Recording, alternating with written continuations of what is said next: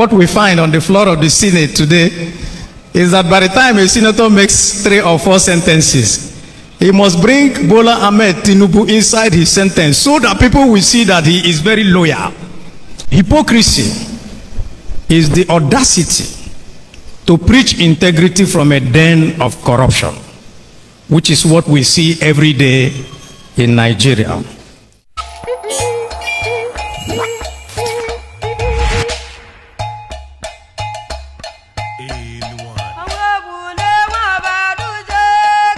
From the 19th century writer George Orwell. I think if you read the book called Animal Farm, it was George Orwell that wrote that book. And George Orwell made this quotation, that in times of universal deceit, telling the truth is a revolutionary act. And the reason why he said that was that at that time, the world was battling an emerging totalitarianism. And I think that today, this quotation is quite apt and appropriate for our time, where what we are seeing is no longer a proper assessment of people and those who are leading this country. We see sycophantic bootlicking and unwarranted praise singing. And I was just discussing with my friend Tony today that what we find on the floor of the Senate today is that by the time a senator makes 3 or 4 sentences, he must bring Bola Ahmed Tinubu inside his sentence so that people will see that he is very loyal. So that is the kind of thing that made George Orwell to make that statement.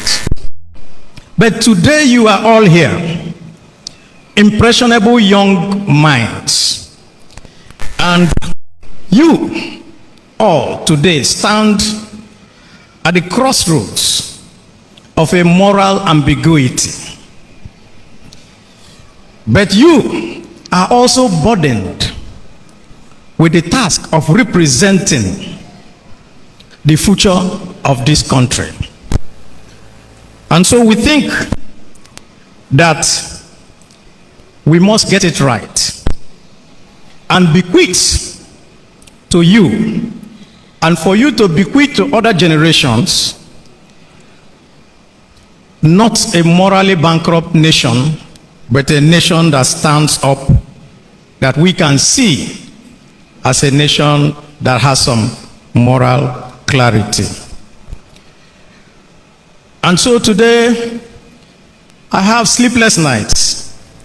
And those sleepless nights is because I continue to think, at the time I was growing up, it was not like this.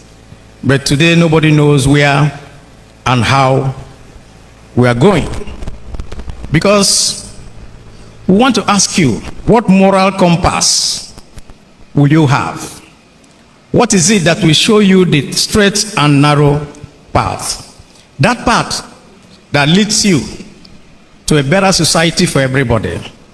And a path, I think, that will also help you to navigate your way in this emerging world. What we fear, those of us who are parents, and some of us who are concerned about you, is that thing, the God element in you that tells you what is right or wrong, may be lost. Because if we tread that path, we may find ourselves to see that our moral code has been destroyed, and you may not know what is right or wrong.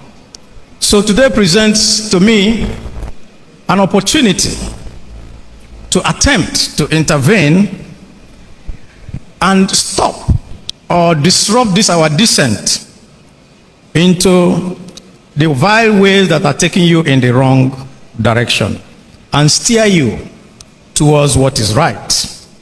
So I'm hoping that as you go into the future, that this my little cry in the wilderness will also echo in your consciousness at all times. I want to thank you, VC, that this lecture is in a little booklet so that they will all have it.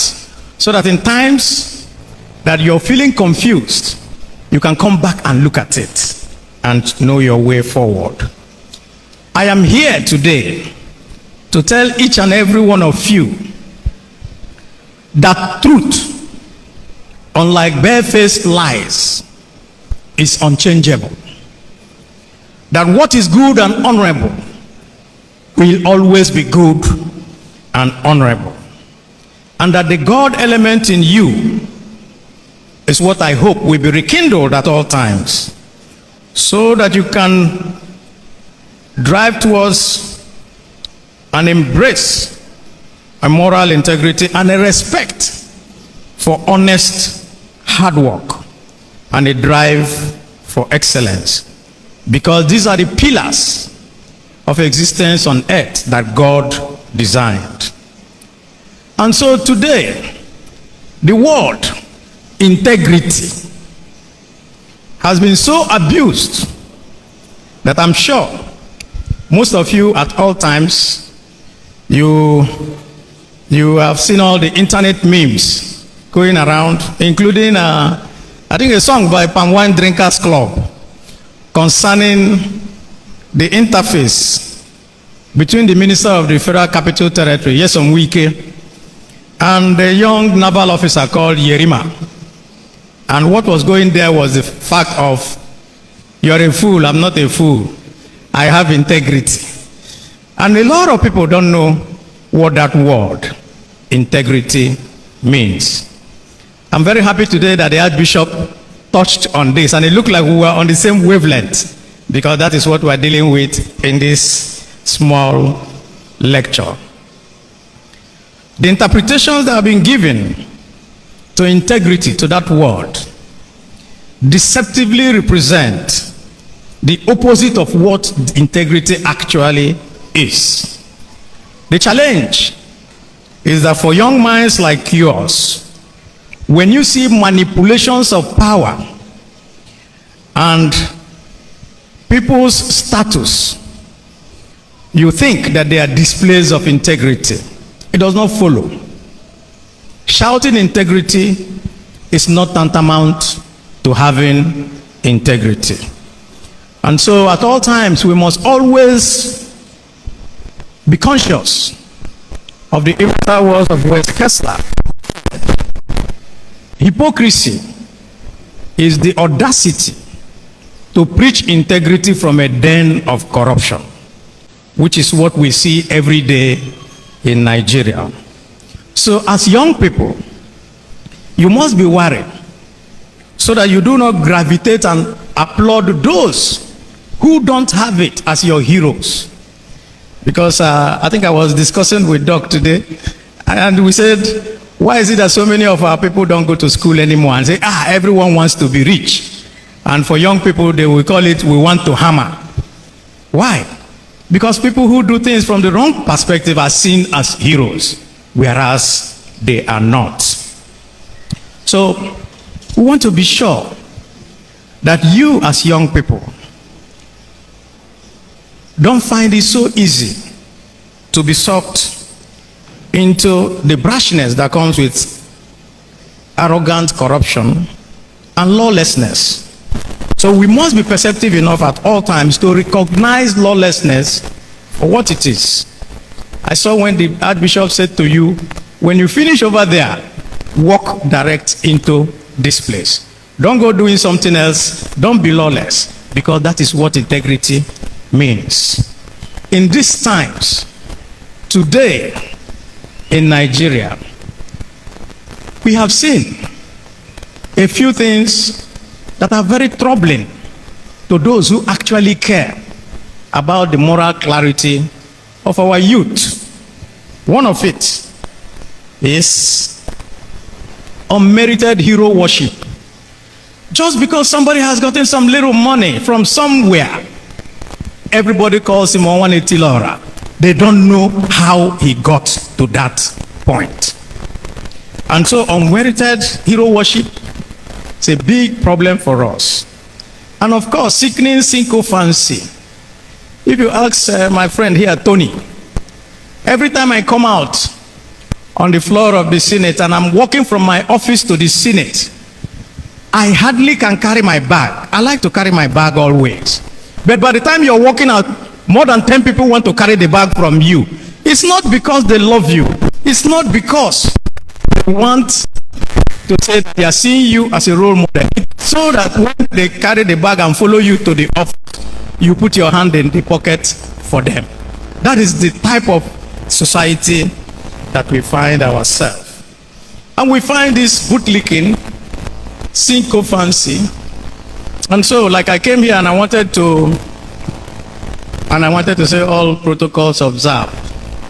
There are some people who, if they are sitting in this hall, will be so angry that you have not called them by all their titles. If they have 5 titles, you must call and mention all of them before they can be happy. That is how we have found ourselves.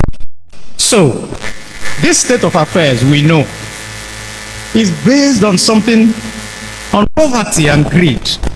And we need to nip it in the bud, so that young people like you will not see the wrong thing and call it the right thing. We want you to know. We want you to be able to know what is good and what is bad. We want you to know what is right and what is wrong. We want you to distinguish between success and failure. And of course, we want you to know between heaven and hell. And so what does integrity mean? A definition says that integrity means being honest and having strong, consistent moral principles, which include truthfulness and acting with honor, even when no one is watching. Acting with honor when no one is watching. I'm very glad that you have taken the first step by being in the Bishop Shanahan University. That is your first step towards honor and moral clarity. And integrity is the foundation on which trust is built. When you have integrity, people can trust you. Integrity also means that you say no to shortcuts that compromise your values. I think all the lecturers here know that in so many universities today, so many students don't go to school, they don't go to classes, they wait for what is called sorting. That is not integrity. And any lecturer that now demeans himself to work with a student in order to give the student an unmerited mark means that the lecturer himself is also helping to debase our society. Integrity also means standing firm when the truth feels inconvenient. I need to tell you this. A lot of people see me and they say, "Oh, Abaribe, you're such a good person, you work hard for us." But you don't know that it also means that one will stand when it is inconvenient to stand, because it is always easier to bend and agree and accept, and then there will be nothing left with you. So I'm asking you today that sycophancy and bootlicking, and our youths are doing it so much these days, and I find it, Vice Chancellor, I need to tell you this, even those in the universities, when I was growing up, somebody who is not my father, I won't call him daddy, because he's not my dad, but that is what we see today. Somebody will send me a text, he's older than me, he will call me daddy, and so that you will feel happy within yourself. But that is not what you are here, because you have entered the Bishop Shanahan University. You will be imbued with character and learning. And so, all I can tell you today is to seek ye integrity. Desist from sycophancy.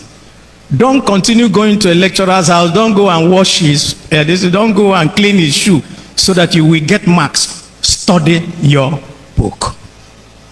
Strive for excellence always. There is a clear path to excellence. And like I said before, the mere fact that you have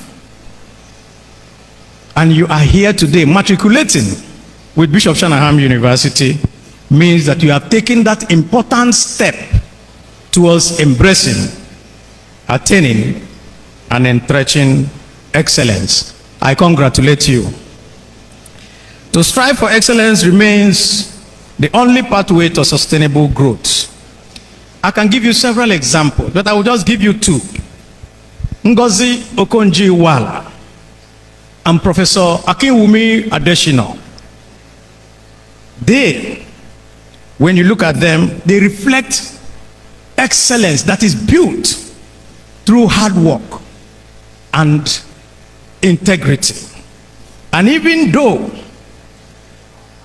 politics brought them into being ministers, they left without any stain in their name and were able to also excel in other jobs outside of Nigeria because their excellence remained intact. So what this means to you is to endeavor at all times to steer very clear from the many shiny paths, but temporary paths to success. Let me stand on all you and existing protocols. Mine is a very simple one. I came in here when my dear elder brother and a wonderful man, Senator Enyinnaya Abaribe, was delivering that matriculation lecture. And I think he said it all. One thing I always want to tell young people,